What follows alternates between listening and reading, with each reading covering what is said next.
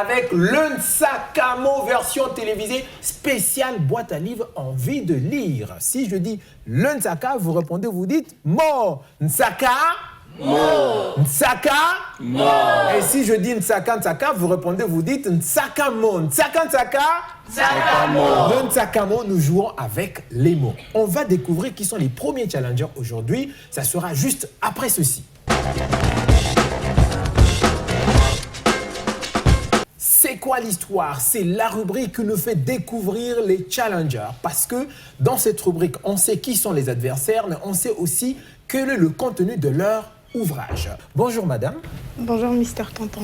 Vous êtes Christevi, c'est ça? Christevi Mukenge. Journaliste à la Radio Citoyenne des Jeunes. Exactement. Le livre que j'ai eu le plaisir d'exploiter est de Melvin et Gilda, qui a été illustré par Brandon et Dorman et édité à la maison d'édition Les Nouveaux Horizons des États-Unis d'Amérique. Le titre est « Faut-il de la créativité pour créer la relativité ?» Albert Einstein. Donc, dans ce livre, l'auteur met en lumière la vie d'Albert et sa carrière en tant qu'homme de science. À ma droite, j'ai un autre candidat, Malik. Bonjour Malik. Bonjour Monsieur Tonton. Tu es connu pour être professeur d'anglais. Exactement. Et dans les coulisses, tu m'as dit un truc. Tu as peur de perdre cette partie parce qu'après, les élèves, ça va être compliqué. Exactement, oui. Toi aussi, tu as lu un livre de la boîte à livres. Hein? Exactement, oui. Collection Les Géants de la Science, des éditions Nouvel Horizon des États-Unis, c'est bien cela? Oui, oui. Et quel est le contenu de ton livre, si on doit le découvrir? Alors, le livre, il parle de l'histoire des frères Wright, les inventeurs de l'avion, comment ils ont inventé l'avion, comment ils ont commencé, ça a été difficile et comment ils ont fini par réussir. Donc c'est un livre qui est vraiment intéressant. J'invite beaucoup de personnes à le lire afin de découvrir cette petite histoire. Une dame pour accompagner le garçon, Malik, un homme pour accompagner la dame. La parité est respectée à 100%. Alors je vais commencer avec la dame qui est à ma droite. Hein. Honneur aux dames. Bonjour Rita. Bonjour Monsieur Tonton. Merci beaucoup de nous avoir fait l'honneur de nous prêter les livres de ta boîte à livres et surtout pour cette initiative. Parle-nous un tout petit peu. L'initiative boîte à livres naît comment et quel est le concept derrière?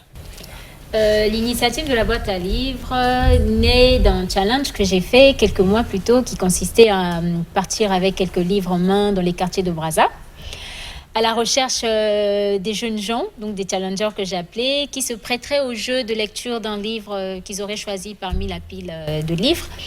Lecture en une semaine pour que nous fassions un retour sur live Facebook. Et puis, il fallait qu'ils répondent à la question de savoir si le jeune Congolais ou la jeune Congolaise pouvait lire, si il ou elle avait le livre à sa disposition. Après ce challenge, on a eu un retour positif et on s'est dit pourquoi pas essayer de mettre des livres à la disposition du Congolais pour qu'il cultive cette culture de lecture et voilà, qui s'habitue un peu à la lecture. La boîte est disponible 24 heures sur 24, 7 jours sur 7. À n'importe quelle heure tous les jours, vous pouvez venir ici, vous trouverez la boîte. Elle ne bougera pas, les livres seront toujours là. Donc vous prenez un livre, vous le lisez sur place, comme il vous plaira.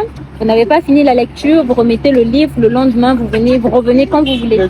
Maintenant, au cas où un livre vous plairait et que vous aimeriez l'avoir, le prendre, c'est permis à condition que vous l'échangez contre un autre. Donc vous prenez un livre de votre bibliothèque, vous remplacez pour permettre à ce que la boîte ne reste pas vide et pour permettre aussi la circulation du livre. Comme ça fait en sorte que votre livre, quelqu'un d'autre ait la chance de le lire aussi. Vous comprenez, non?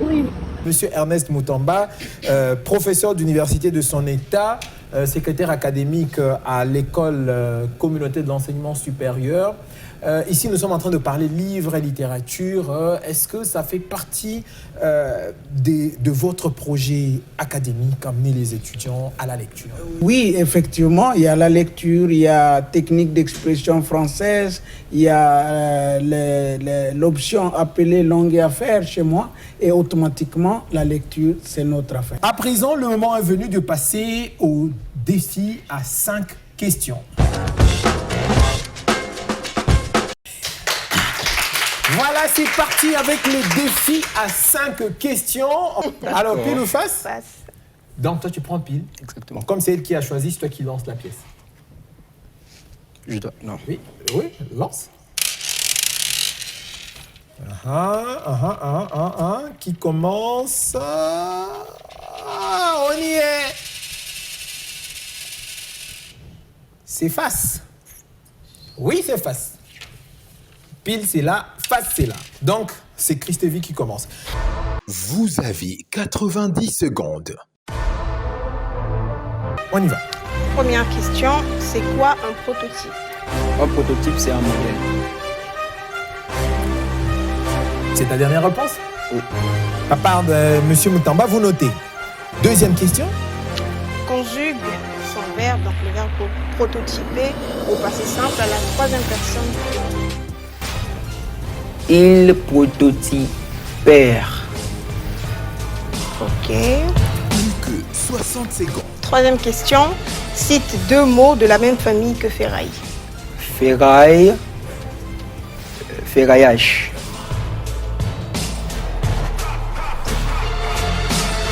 Continue. Cinquième question, cite deux mots de la même famille qu'aviation. Aviateur. Avion.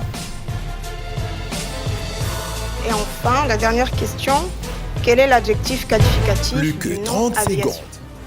Aviatif. Et voilà, il restait encore 22 secondes. Malik, tu aurais pu bien utiliser ton temps convenablement. Le chrono a été arrêté à 21 secondes. Vous pouvez voir là. Donc, on va intervertir le rôle. On remet le chrono à 0. Cette fois-ci, c'est au tour de Malik de canarder Christevie. Qui du garçon ou de la fille va remporter la partie? On va regarder tout ça. Vous avez 90 secondes. Question numéro 1. Comment est conjugué le verbe chevaucher au subjonctif imparfait à la deuxième personne du pluriel? À la deuxième personne du pluriel. Du pluriel. Je rappelle que vous avez le droit de tout utiliser, dictionnaire, téléphone et tout ça. J'ai pas ma tablette, j'ai pas mon téléphone, j'ai rien du tout. Comment est conjugué Le verbe chevaucher au subjonctif imparfait à la deuxième personne du pluriel.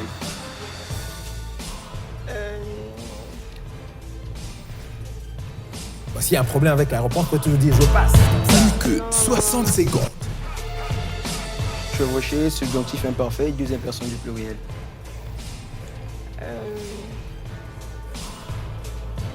Je passe.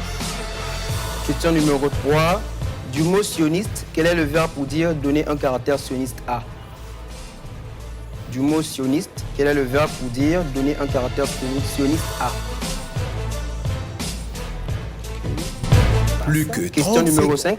Donne deux synonymes du mot iad. Deux synonymes. Oui. Deux mots de la même famille. Synonyme. Deux synonymes du mot iad. 15 Étoile, secondes.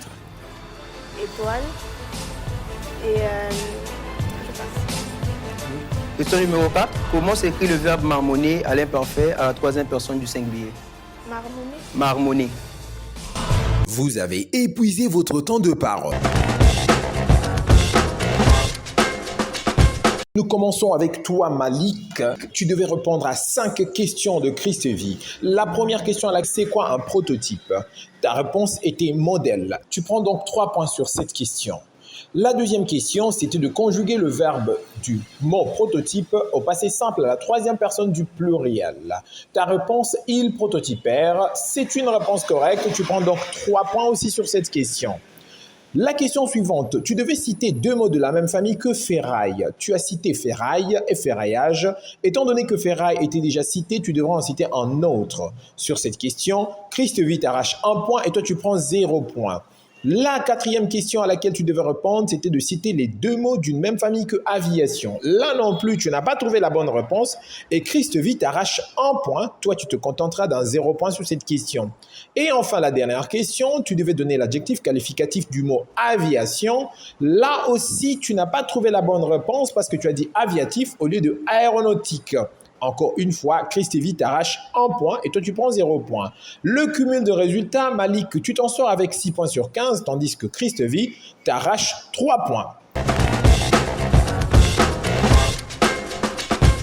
Deuxième partie du duel, cette fois-ci c'est Malik qui a posé des questions à Christevie. La première question à laquelle Christevie tu devais répondre, c'était de conjuguer le verbe chevaucher au subjonctif imparfait à la deuxième personne du pluriel. Christevie, tu as eu du mal à trouver la réponse à cette question qui était que vous chevauchassiez.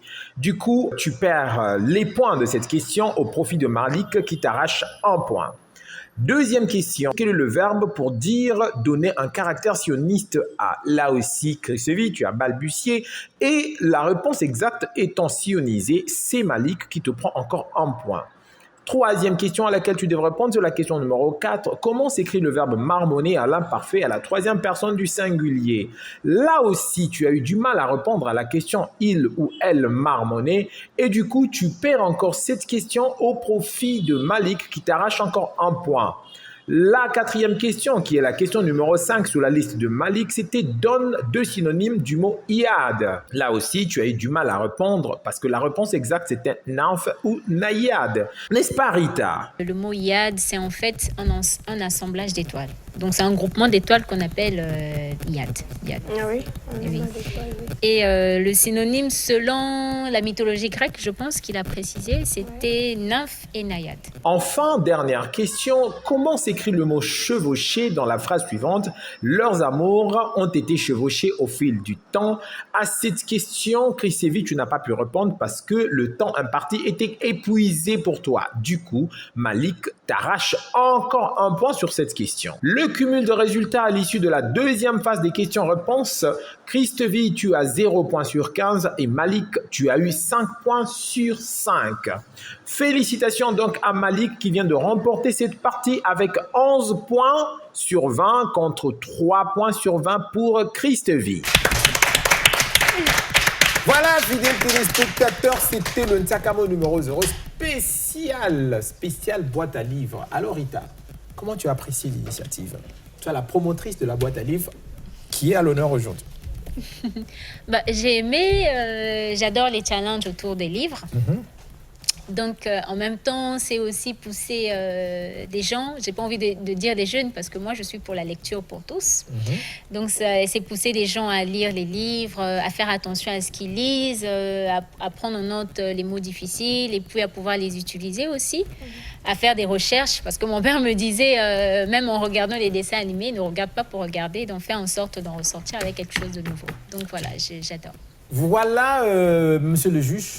En tout cas, c'est une découverte, c'est très bien. C'est des émissions où nous devrions appeler beaucoup de nos étudiants à y participer. Alors, Christevie, pour ce premier challenge, qu'est-ce qui s'est passé? Qu'est-ce qui s'est passé? Comment tu t'es retrouvée alors que tu étais très déterminée? C'est juste que ce à quoi je m'attendais finalement, c'est pas ce qui est arrivé. Donc voilà. Ça exige encore ça plus peut de arriver. travail. Oui, ça peut encore arriver. Malik, bon, ok, tu refuses de triompher. Mais triomphe quand même. Voilà, fidèles téléspectateurs, on va terminer avec un gros Ntsakamo pour encourager tous ceux qui ont participé. La semaine prochaine, un autre challenge. On termine avec un Ntsakamo. Au revoir et à très bientôt.